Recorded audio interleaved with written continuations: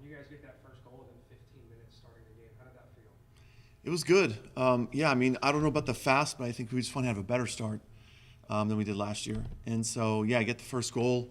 We feel good about it, but the game, the style of play that this other team was playing was very direct. So it's just relying on one defensive mistake, and then you can get that one goal back. So we were on pins and needles for about 70 minutes, I guess, after we scored that goal. And then the 85th, we get another goal. And then obviously in the 90th, we get the third goal. So, yeah, the girls made us sweat the whole game. But considering where we're at, with some players that just have some little things that they're working through and playing, or they're not playing right now, hopefully our team will continue to get better as the year goes on with getting players back healthy. With the transfers making an immediate impact in the game, I believe setting up the assist to start off that first goal in the 15th minute, how does that make you feel going forward in the season, knowing that they're coming in making that immediate impact? Good. Actually, that was Grayson Rasmussen. She was the goal scorer.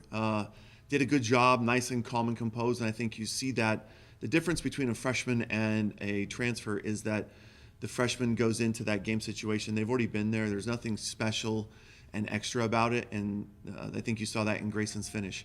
She just calmly turns the player and just places the shot far post past the keeper. And so, we've got another freshman in there. She's a great player. She's going to score a lot of goals for us at ASU. But she's still a little bit of anxiety. And, when she plays, she sees flashes of colors going by. She doesn't see our team and their team. She doesn't see what the next play might be. And so she's just trying to get used to that. She'll get there, but that's just the difference between a transfer and a freshman coming in.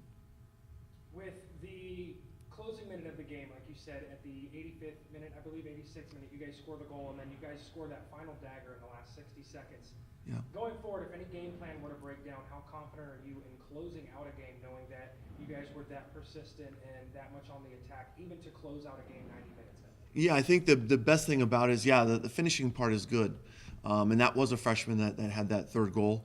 And so to see her mentality sticking through the entire game and not just, hey, we scored the second goal, now let's just shut it down, just defend, and we'll just be through the game.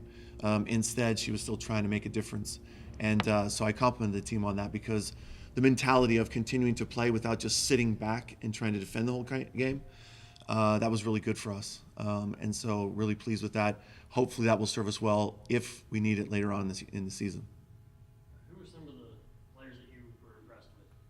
Well, I mean, Grayson Rasmussen scores the first goal, ends up being the game winner.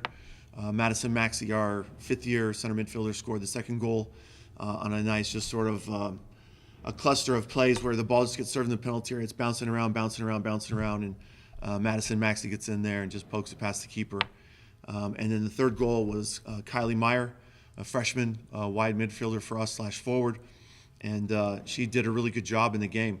She's still got to work on her possession a little bit, but she did a good job. And then, the other part would be in our defending. We have two players recovering from, not being 100%, playing center back for us, and for them to help our goalkeeper Amber Lockwood get a shutout, I think is a big step for us.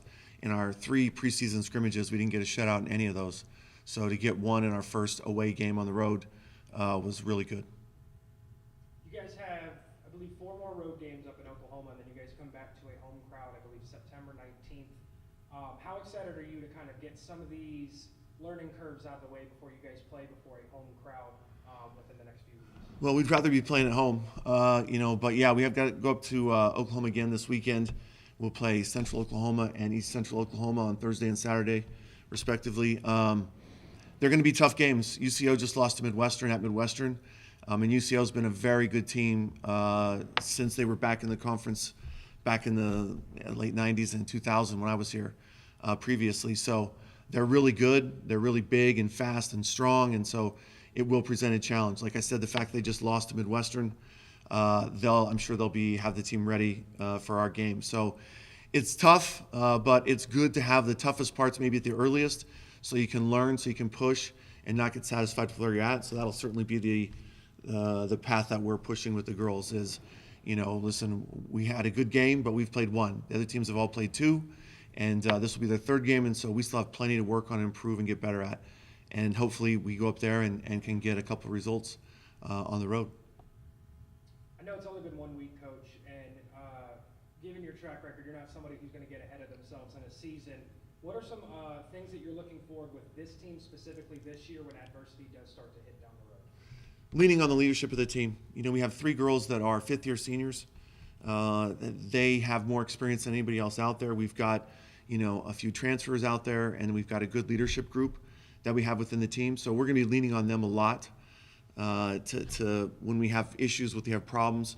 I think that when the team is guiding itself on the field, it's easier for us to step in at halftime and maybe make a couple of comments, because the girls are already used to problem solving. They're not just throwing up their hands and saying, well, it's not working today, you know, we'll just get at it in the next game. The fact that we have girls that have seen this before, can answer some of those problems and fix some of those things on the field will be a great addition for our team.